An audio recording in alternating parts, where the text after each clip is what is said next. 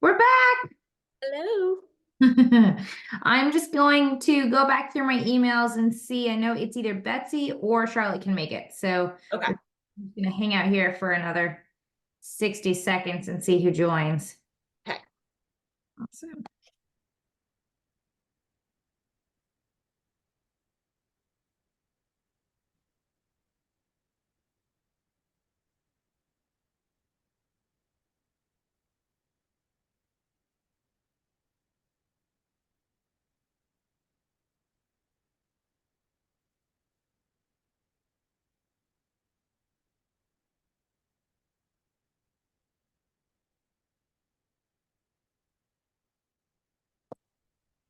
Awesome. Okay. We've got Betsy. Yay. How are you? How are you? I'm good, thank you. All right, so we're rocking and rolling with you in China today. Charlotte can't make it, so she's gonna watch the recording tomorrow. Betsy, how are you? Good, good. It's the real life challenges. So I was traveling the week prior, and then this past weekend was my birthday, and I think I did a really good job navigating it, but it's always the little things, and we went out to eat, and so that, even when you have best intentions, it Totally. does make it a little challenging. But overall, I think things are going well. That's awesome. Well, happy birthday. Thank you. You're welcome. So just curious, like the reason why I like talking about this stuff is because like I want you to have the piece of cake and not feel guilty. You know what Yeah. I mean? But not like 5 pieces of pizza, maybe 2 pieces of pizza. You know what I mean? So Yeah. tell us a little bit how you navigated that.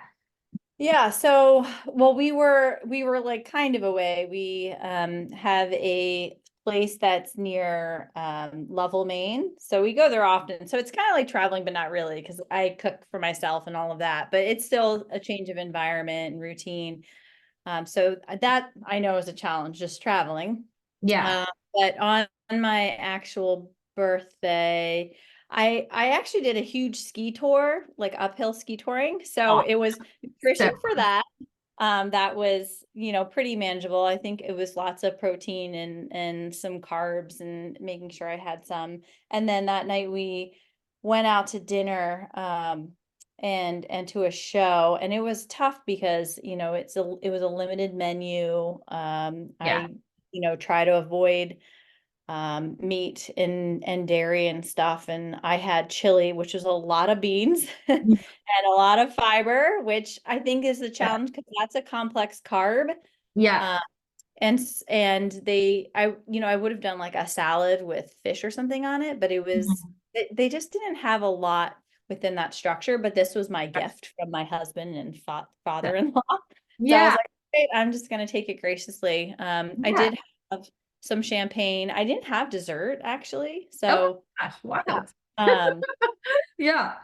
so yeah, I didn't Normally have I'm the like, this cake. is my Yeah. day to have I the didn't cake. have yeah, I didn't have the cake part, but I did have some Oh, alcohol. nice.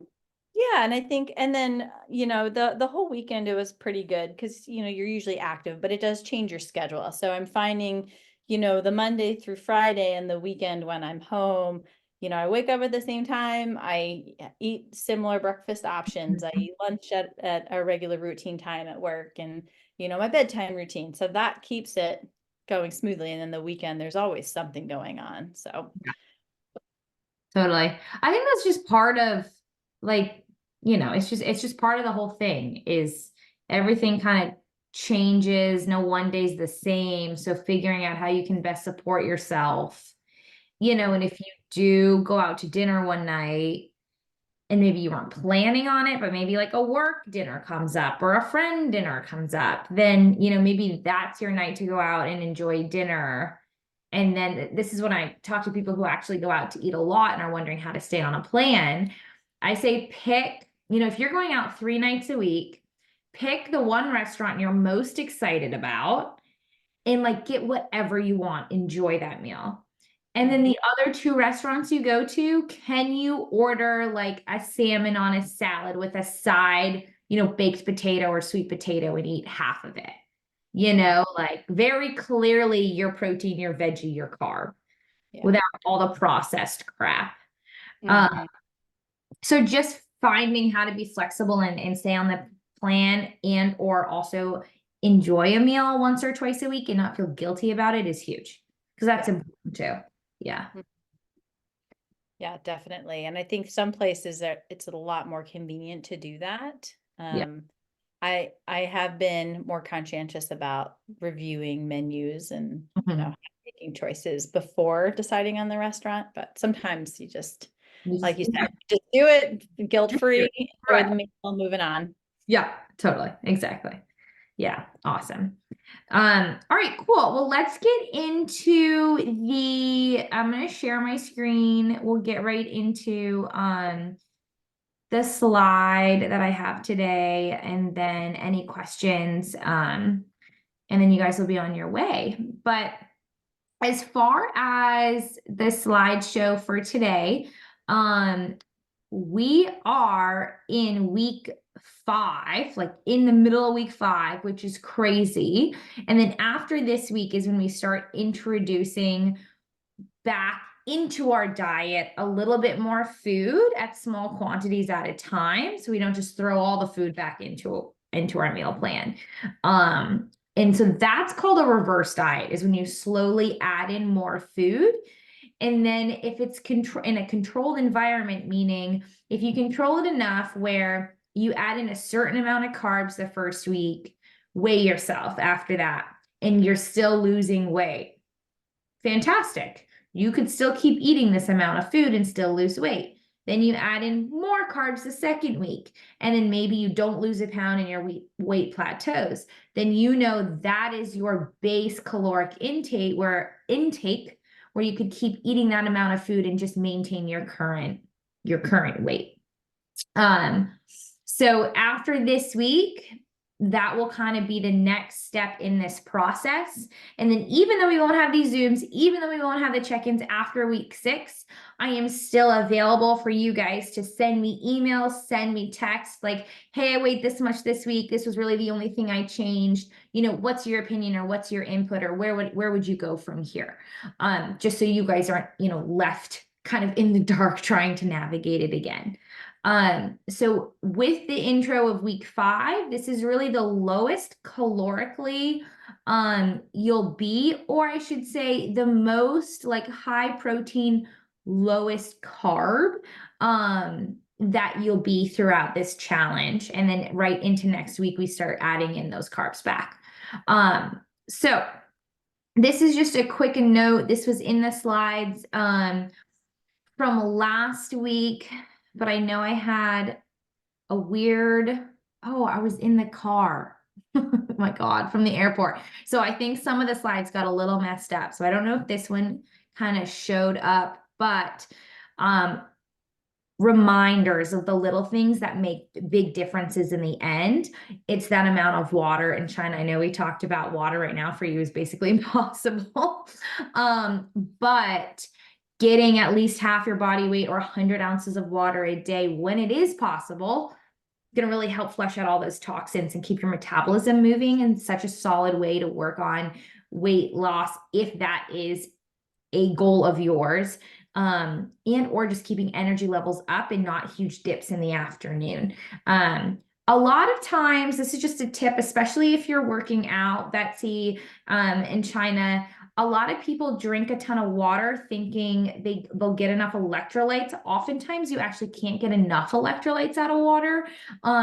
So supplementing with a noon tablet if you're feeling dehydrated, even though you've been drinking water all day, but maybe you just sometimes I get that thirsty feeling and I'm like, God, I've been chugging water. It's probably because you're not getting enough electrolytes. And so a noon tablet or like a Propel drink or any of those with electrolytes can really help. Protein, we've talked about that. Plenty building block for all tissues and cells within your body.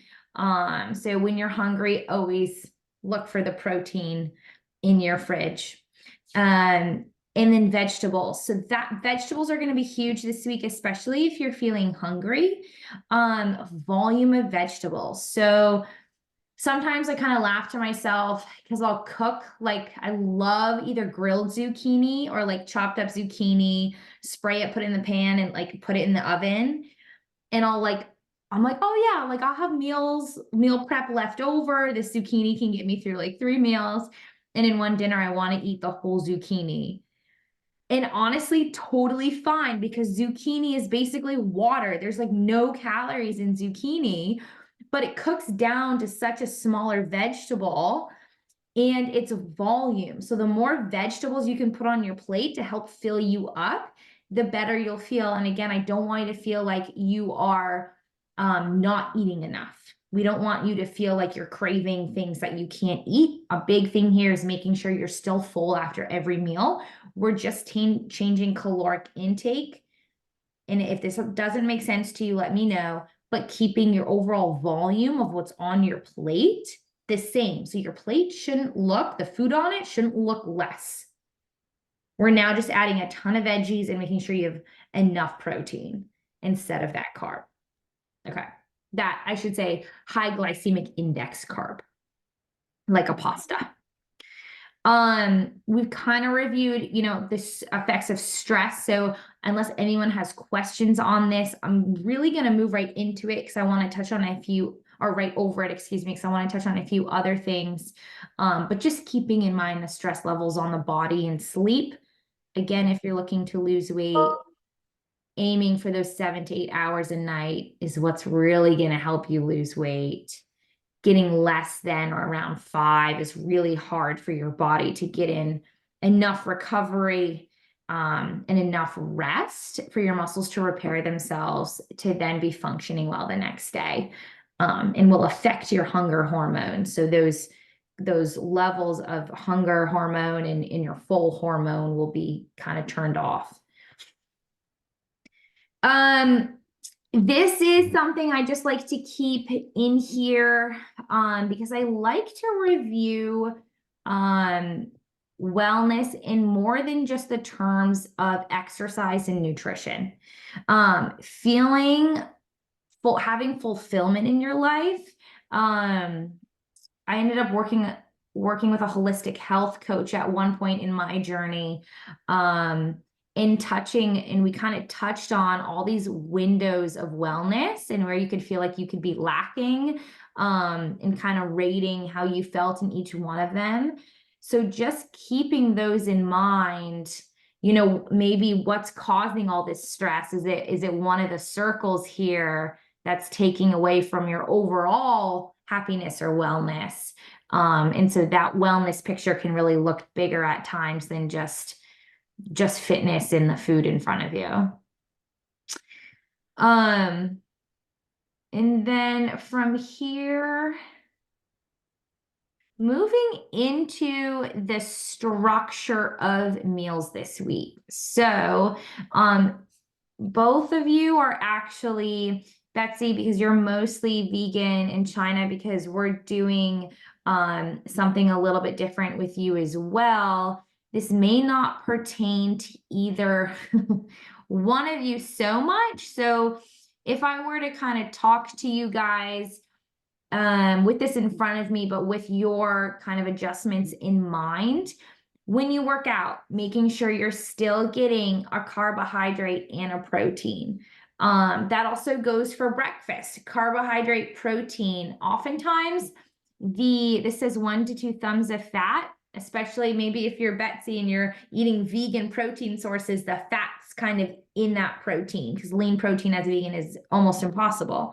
China, if we're talking about, you know, that protein shake in the morning with vegetables and fruit, 1 to 2 thumbs of fat may look like 1 tablespoon of peanut butter in that shake with it, just to give you some fat, which is also good for our hormones.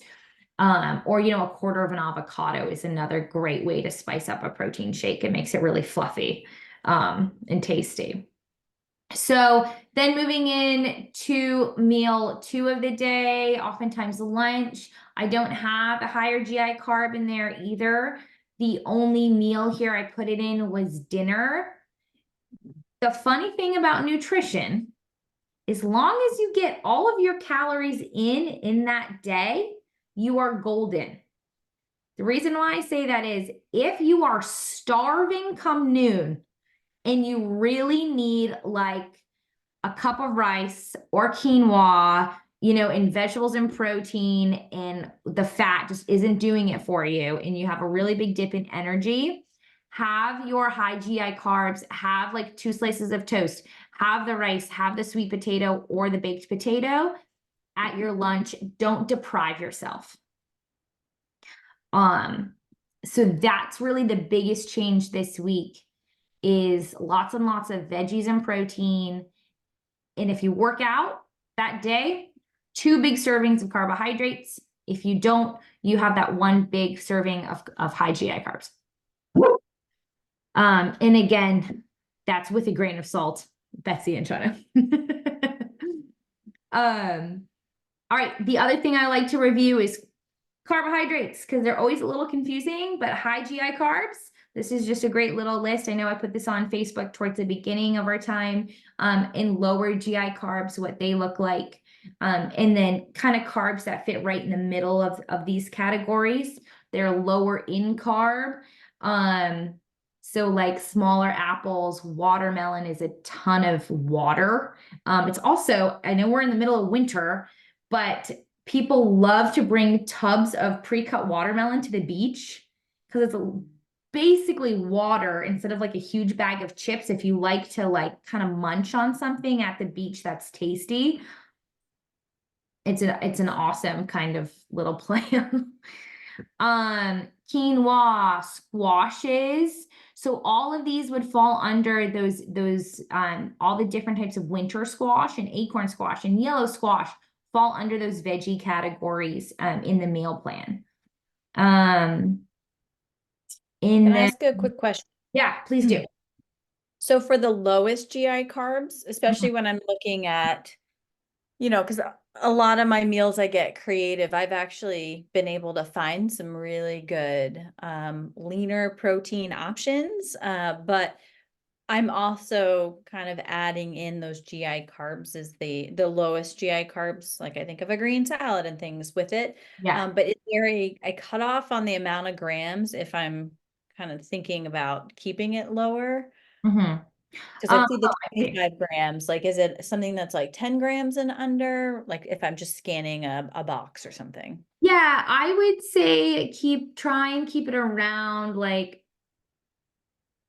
maybe 25, 30. Okay. For the vegetable meals, and then the higher GI carb meal, you probably are going to be eating around like 50 grams of carbs. Okay. Because again, we're not totally taking them out because you want carbs for energy and brain health and all the things. But it's just a pretty low carbohydrate intake at this point. I have another question to follow that up because I've been reading a lot of labels.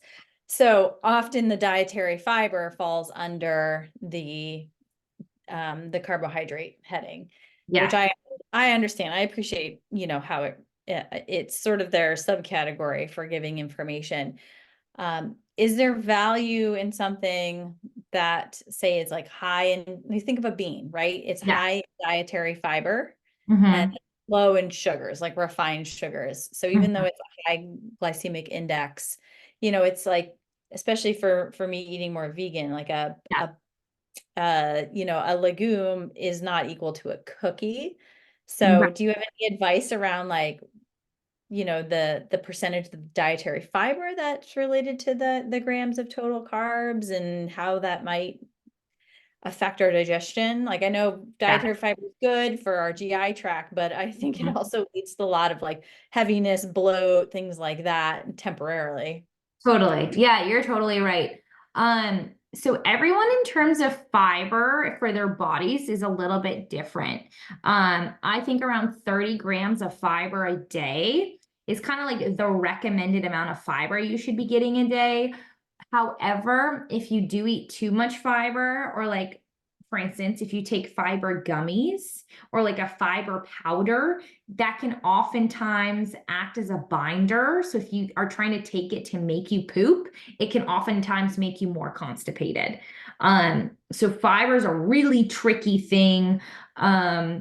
However, the point about, beans not being equal to a cookie, especially even if they're a higher glycemic index, but they're lower in sugars and they have all this nutritional, what's the word I'm looking for? Like you'd get all this nutritional intake from them.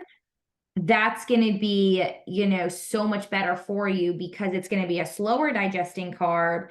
You're not going to have that spike and then crash from the sugar in your energy. And it's going to make you fuller rather than like you eat cookies and it's like, I could eat 5 of these, but you eat like a cup or a half a cup of beans and you're like, I'm good, So yeah, that would be the biggest difference. And then I think for you, Betsy, and actually we're pretty much the same with beans. It really depends on how our metabolism and our digestion handles them.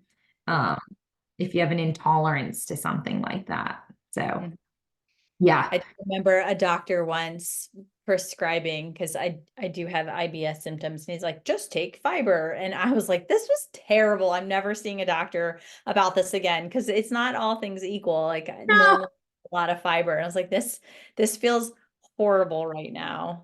Yeah. So I've learned how to change my diet, and like, how you've kind of set it up is really good. But Good. Okay, great. Yeah, I to this day I have a really hard time digesting legumes. They make me incredibly gassy and bloated. Um, Especially like chickpeas. I don't know what it is with chickpeas, but you get like a Greek salad and they just put chickpeas in your salad, and I'm like, oh my God. I feel sorry for who's sitting next to me for the next 3 hours. Oh God. But yeah. Okay. Any other questions regarding this stuff? It's really interesting. Like a lot of people have intolerances, and aren't necessarily aware of it. And I'm like, no, gas and bloat, like painful gas and bloating, like that's not normal. Like no matter what people say, like you probably have an intolerance. And traditional doctors don't help. I've seen so many I've just bit the bullet and been like, okay, I will pay for like a holistic healthcare at this point because you suffer and it sucks. yeah. Yeah. All right, this is just going kind of back to the basics in terms of kind of circling back to where we started. But this plate is showing how much of your plate should be full of those vegetables. So just kind of a visual for you. If you were looking at your plate outside this week, just notice that those higher GI carbs or those starches as they're labeled here are not half the plate. They're not even a quarter of the plate. They are, like a very minimal part of your overall plate. And what's on that are going to be, your healthy proteins and veggies.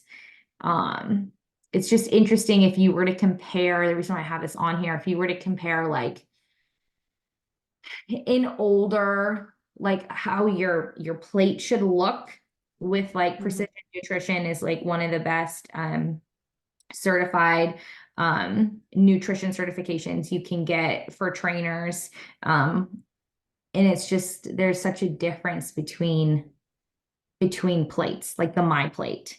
Pretty wild. So okay, so that was really all I had for tonight. Do you guys have any questions? I think you answered all mine. Okay, fantastic. Yeah, you're so welcome. China, anything from you? No, I was just thinking about how much vet vegetables. Yeah. So much. Yeah. It's hard for me to get it in. Mm-hmm. And yeah. But yeah, I just have to keep at it. Yeah, keep at it. So some hacks for cooked veg. So actually 2 things for vegetables in terms of getting enough. If I don't have time to cook a ton of vegetables, then I will go to Whole Foods and oftentimes they'll have like the pre-cooked Oh yeah. Yep. zucchini and squash and eggplant. And I don't think like from tasting, vegetables, they're full of oil and stuff. I think they actually do a really great job with not adding a ton of oils and Yeah. fats to them. So they're pretty clean. Yeah.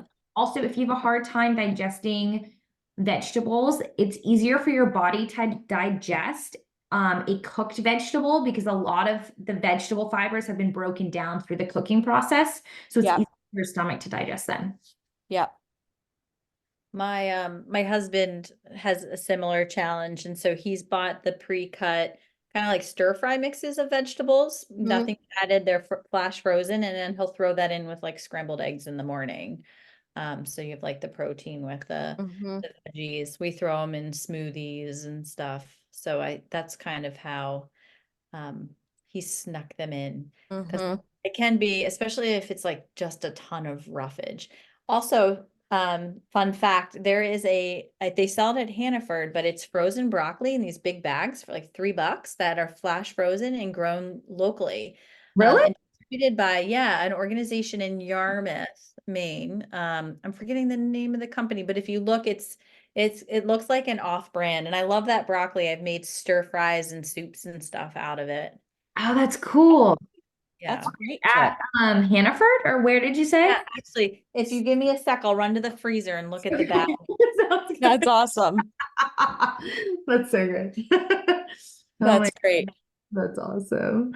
Oh, I always told myself I would do like the vegetable shares from Yeah. farm in the summer, but Oh, I know. cook it all, you get so much. Yeah. Mhm. It's called Harvesting Good. And Okay, it's a that's white great. bag with green lettering on it. But yeah, I found it at I find them at Hannaford. Love it. I'm gonna go look. Yeah. Harvesting good. Okay, that's a great tip. Yes. Awesome, you guys. Beautiful. Well, thank you so much. Any questions, you guys know where to find me, and we'll power through this week, and then we'll start adding a little bit more food in and go through the reverse dieting process and what that looks like next week. Good. Awesome. Okay.